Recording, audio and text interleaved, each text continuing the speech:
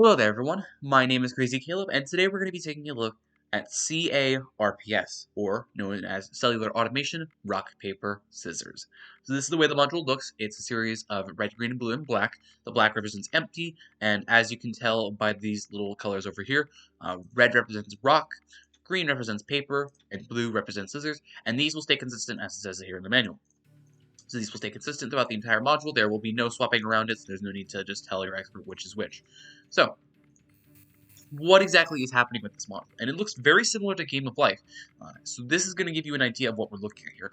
We're going to be changing a series of cells here based off of the conditions of RP and S, rock, paper, scissors. For those of you who don't know the rules of RPS, or rock, paper, scissors, it's going to be simple. It's pretty simple. Rock beats scissors, scissors beats paper, and paper beats rock. Simple as that. Or you can simply just take a look at it, and it simply is just going clockwise for what they win.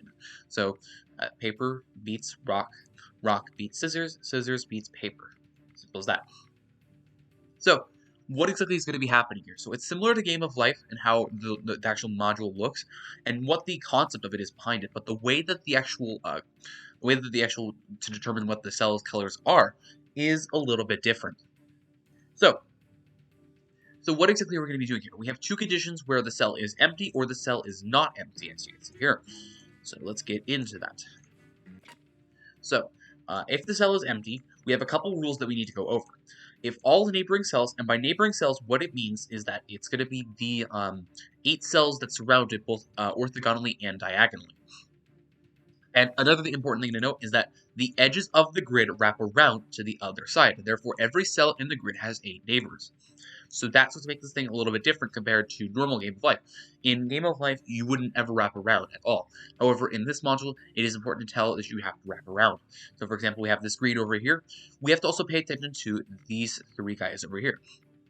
So we have 1, 2, 3, 4, 5, then 6, 7, and 8 right over here. These guys. Same thing with the corners. The corners, all 4 corners actually have to do with each other. Top left takes us to the bottom right. Top right takes us to right here. Over to the left, we go to the top right, and then up, we go to the bottom left. So each 4 corners will be present, and they all have to do with each other. So, let's go over the rules. For the most part, you will be focusing on whether the cell is not empty. There's a lot of cases, as you can see, where the cell is not empty, but there is actually more than usual of the cases where the cell is empty. Let's go over those. So, the cell empty represents the black here. And if all neighboring cells are empty, or there is a 3-way tie, the cell remains empty. So now, what we're going to be doing is we're going to be comparing the colors that are around it, essentially, or the actual RPS. So, taking a look at this one, for example, what we would do is, for example, let's say if we had, we have 2 blues, 2 reds, and 2 greens, and then rather, let's do a different example. Let's say if this was right here. So let's say if this was 2 reds, 2 greens, and 2 blues. This would be the example of where the cell actually remains empty. However, if there is a 2-way tie, so let's clear here, let's reset. So if we happen to have a 2-way tie, for example, actually this cell right here, we have 3 greens and 3 reds surrounding it. The state of the cell is changed to the state that wins against the other. So green means paper and red means rock. So which of these guys, when they battle, will win? As I said before, paper beats rock, so this would become a paper. Otherwise, it is going to be the state of the cell that is changed to the most abundant state of the neighboring cells. So in this one, for example, when I resetted it, it has 4 greens around it. That means that, and there's no other things that are tied with it, essentially. So that means that this is going to become green. And that's basically how the empty cells work. Now, let's get into the bulk of the module being, if the cells are not empty, how are they compared to each other? If the cell wins against at least as many of its neighbors than it loses against, the cell remains unchanged. So, for example, let's take a look at this guy right here. So, paper is green. Paper wins against rock, right here, and loses against scissors. So let's see. We win 3 times. Now, of course, colors that are the exact same as the color of this cell do not affect the actual color of the outcome. These guys are neutral. These other papers are neutral. They do not count. It only care about the wins and the losses, but we only lose once to scissors. We win 3 times to rock, these guys up here, and we lose once to scissors. The amount of times we win is greater, or the exact same, in this case greater. So this means this cell is going to stay the same. Otherwise, for example, if it was right here, for example, if there was one green cell below it, if the state of this, otherwise the state of the cell is changed to the state that wins against its current state. So we have 3 empties, they don't matter. We have 4 papers, which are the exact same as this cell, and we only have 1 scissors, which loses, which beats paper up. So this actually would become a blue, just like that. So let's get into this module because we're going to be doing this with all 8 rows of this guy here. Now, pretty much the best way that I've been able to do it consistently is go row by row pretty slowly, but consistently, and just write down the colors of which you're going to be writing down. Simple as that. Otherwise, there's no real consistent way. There's no interactive for this yet, of course. So if you're watching this tutorial, maybe like in a year or something like that, maybe it'll have an interactive, but I doubt it. So, but this is what we're going to be doing essentially for the entire module here. So let's go through it. So we have red. Red beats scissors. And I'm going to pretty much be paying attention to what beats scissors, what wins and what loses. So we have rock beats scissors. It beats it once. We go up to the top left. That beat goes down to the bottom right. That beats it twice. Empty, 3 times. We beat it 3 times because we can go down left to here. That'll be another scissors. And it only loses once to this guy right here. So this means this is going to stay red because it wins more than it loses. So let's mark that down as red. Next up, it's empty.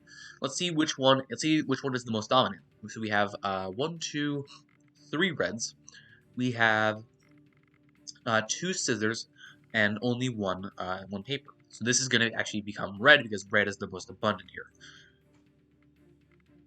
Next up, this rock is going to beat scissors, but it's going to lose to paper, paper, and paper here. So this is actually going to become paper because it actually loses more than it wins.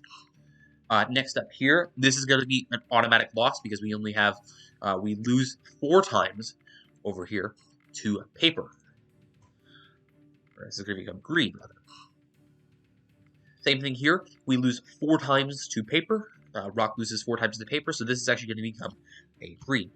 Pretty much, if you already lose 4 times, or if you already win 4 times, you know that that's a guaranteed answer because if there's 4 wins, it's going to automatically remain unchanged because the only other option is going to be getting 4 losses, and even then, it needs to win at least as many times as it loses, so staying essentially 0 or positive. However, if it loses 4 times, actually, if it loses 4 times, you don't quite know for sure, but most of the time, if you lose 4 times, that generally means that you're pretty much done. So, let's move on to the next one. Red loses once, loses twice to Echo 2 and Echo 8. Neutral, wins once, wins twice. Okay, so this one wins, this one loses twice, but wins twice. We have the scissors down here, and we have the scissors right there. So that is going to say red. Next up, empty. Empty is going to be paying attention to the most dominant. So we have 2 reds, we have 3 reds, and we only have 2 blues. So that's going to become red because that's the most abundant. Next up, this scissors here. The scissors is going to be actually getting its butt kicked because it has 3 reds around it, 1 scissors, which is neutral, and it only wins once in paper, so this means that this is going to become red. Next up, this blue is going to become, this blue is actually going to stay the same, because it only loses twice to rock up here, but it wins 3 times against paper here, so this is going to stay blue. Next up, green scissors, or paper rather, sorry. Papers, as we said before, this was an example that we covered. It wins 3 times against rock, and it only loses once to scissors, so that's going to stay the exact same.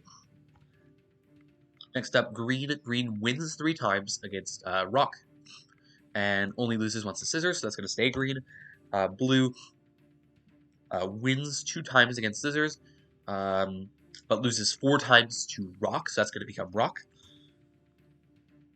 Rock loses once against scissors, but wins twice against loses once against paper, excuse me, and wins twice against scissors, so that's going to be stay rock. Next up, this cell, we're looking for the most abundant. Oh, and right here, this is actually a 3-way tie. We have 2 scissors, we have two rocks, and 2 papers present. So this is actually going to stay black. So let's mark this with a K. Stay black. Because if all neighboring cells are empty or there is a 3-way tie, the cell remains empty. So this is actually one of the cases that actually does apply. Next up, this green is paper. Paper loses twice to scissors, but only wins once against rocks. That becomes scissors. Excuse me for a minute. Apologies, I'm back. Okay, so let's keep moving on. So this green right here, we said it loses once against scissors, but there's no rocks for which it can win. So this will simply become scissors. Blue. This green loses once to scissors, and wins once against rock. So this means that this is a tie. So this stays green. And then next up is empty. Empty is going to be we have 2 greens. We have 1 scissors and actually, we have 3 greens, excuse me, because this goes down bottom right to here. So this means that this is the most abundant because there's only 2 rocks as well. So this guy's going to become green. Next up, green here is a paper. So paper wins 3, 4, 5 times. This is already a majority. So this is going to stay green because it wins 5 times against rock in this position. So green for 4th row. Now I'm going to pick it up a little bit. So it loses 3 times against paper, only wins once. That's going to become green. Here is a 2-way tie. Paper wins over rocks, so that's going to be green. Paper wins with abundance. That's going to become green. Empty, so we have 3 rocks, 2 scissors, and 2 papers and 1 scissors. So that's going to become a rock. That's red. And then rock here loses twice to paper and wins twice against scissors. So this means that this rock is going to stay rock since there was a tie. Blue is going to lose 4 times to rock and only once to paper. So that's going to become a red. It's destroyed. Next up, this rock loses twice against paper, only wins once against scissors. So that's going to become a green. So for paper. Paper wins 3 times against rock, so this means that this is going to stay green because there's no blues around it for it to lose. So that's going to stay green. Next up, rock is going to be winning once against scissors, but losing twice to paper here. So it's going to become paper. Scissors here loses 4 times to rock, so that's going to become rock, because it only wins twice against 2 green, so that's going to become a rock. And finally, rock wins twice against these 2 blues here, and loses twice to the paper. So that's going to become that's going to stay rock, since it loses twice, but it wins twice. Next up, an empty spot. Empty spot has 2 rock, 2 paper, or excuse me, 3 paper, and only 1 scissors. So 3 paper is our majority. It's our most abundant. So that's going to become green. Looking here, 2 green, 2 paper, 1 scissors, 1 rock. That's going to become green. 3 paper and 3 rock. Paper wins against rock, so that's going to become green. And then we have paper wins 3 times against rock and only loses twice to scissors, so it's going to stay green. Rock loses 3 times to paper and only wins twice to scissors, so that's actually going to become green. Now remember, I'm ignoring the colors of which the cell is currently on, so these reds that are top left, top right, and bottom left are simply going to be ignored because they are the exact same as the cell we're looking at here. So these are just neutral, so just remember that. Next up, paper is going to be winning twice against rock here, but it loses 3 times to scissors, so that's actually going to become blue because it has top left, bottom left, and top right, which remember, it loops around. That's the important thing about this, and what makes this probably the trickiest part of this module, is because this isn't normal game of life, because you have to loop around. Thank you, Speaking Evil. Very cool. So empty cell, most abundant, we're going to look for first. We have 1, 2, 3, 4 papers, 1 rock, and 1 scissors. That's already pretty good to go. So that's going to be paper, so green. Paper, oh wow, lots of empty cells, but thankfully enough, it only wins once. And if there happened to be a case where it just simply didn't win or didn't lose, it would stay there because it's the exact same amount of wins and losses. So keep that in mind. But thankfully, we still win once, which is more than the amount of losses. So that's going to stay green. Empty cell. There is 4 greens and only 1 red. Green takes the majority. Red. Or rock rather. Rock loses 3 times against paper and only wins once against scissors, so that's going to become a paper. Wow, paper is just destroying it. Holy crap. Next up, scissors. Scissors loses twice to rock, but wins 5 times against paper. That's immediately going to stay blue. Green loses twice to scissors, but wins twice against the 2 rocks, top left and bottom right. So this is going to say paper. So green. And for our last row is probably the trickiest for me in my opinion. The last row, this rock loses 3 times rather to paper, and only wins once against 1 scissors.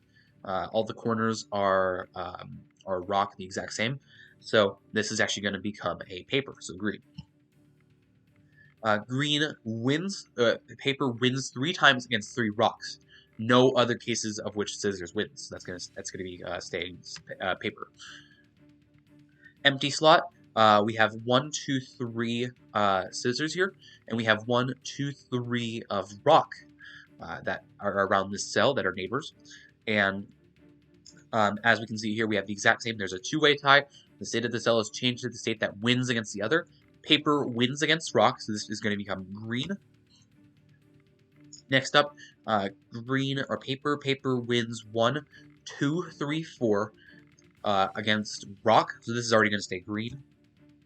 And this next paper loses twice to these 2 scissors here, but it wins 1, 2, 3, and 4 times against rock, so this is going to stay paper.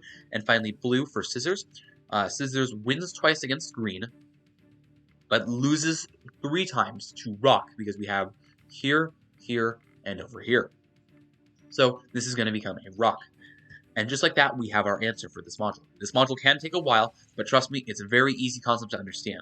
So let's zoom ourselves in. And now what we're going to do is we're going to submit this into the module. So let's clear the board. And what we're going to do is we're essentially going to select each of these buttons respectively. You'll note when the highlight's over it, it's going to be highlighted red around it, it's going to be highlighted green around it, and it's going to be highlighted blue around it. That's the way that you'll know that it's selected. It's got a little ring around it. Now, an important thing to note down is that, for example, whenever you have whenever you place down a red or color of a specific kind, you actually can't remove it from the board. See, I'm clicking it on this cell, but it's not removing it from the board. So that simply means be careful with your placements. If you happen to have an empty space that you need to put down, don't put anything down there because it will actually force you to reset the board, or clear the board rather again, and that's going to be a little bit tricky, especially if it's on some of the later rows.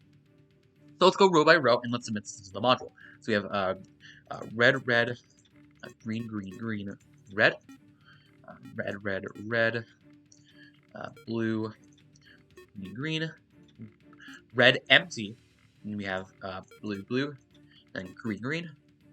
Then green just absolutely dominates this thing. So we have green, green, green, green. I'm just going to place the greens for the next few rows. It's just an absolute beast. That's what's insane. Then we have red, red, red, red, red, blue, blue, red, and these guys are blue, blue. So now let's confirm each rows. Red, red, triple green, red, red, red, blue, triple, double green, red, red, empty, blue, blue, green, green, quad green, double red, red, triple green, double red, quint green, 1 blue, quad green, 1 blue, 1 green, Quint green, 1 red. We have everything that we wanted to submit into the module, and now let's hit submit. And just like that is a solved module. As always, thank you guys for watching. Remember to stay crazy, stay cool, and I'll see you guys in the next one. Bye-bye.